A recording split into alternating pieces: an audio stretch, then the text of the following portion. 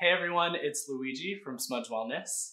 Oh, sorry, there's also Laura. I started this by myself. And this is just a random lady. I don't know her. Here, let's do that again. Ready?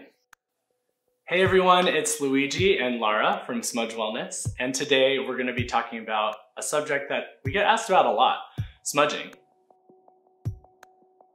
What is smudging? Well, it depends on who you ask and where you're asking it.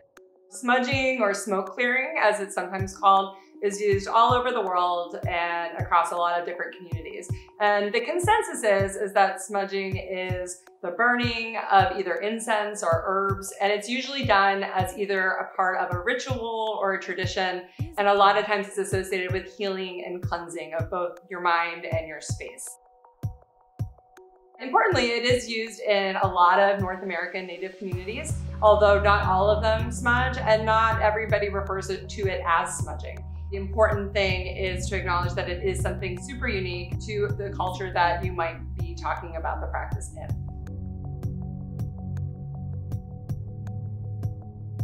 Why do you smudge?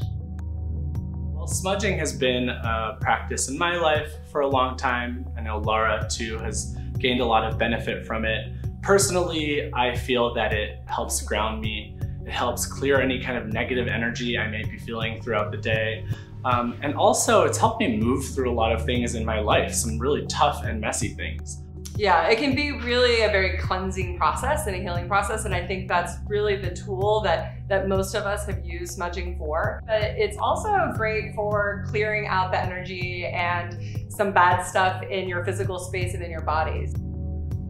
Some people use smudging to clear out their respiratory systems, depending on the herbs that you're using for it. And a lot of people like to use it to clear out the bacteria or anything that is bad in their physical space. And there's some actual science and data that show that it has those positive effects too. The most important thing is that it really is a tradition and a ritual that should be treated with reverence and respect. And really some thoughtfulness about where it came from and the people that have taught us to use this tradition in our own healing that we use today. How do you smudge? While we believe there's no one correct way to smudge, we've come up with a few considerations you might want to take while you're building a smudging practice of your own. You're first going to need some smudging herbs. These are different plants that have different properties, so choose one that aligns with the type of energy you want to create and cultivate.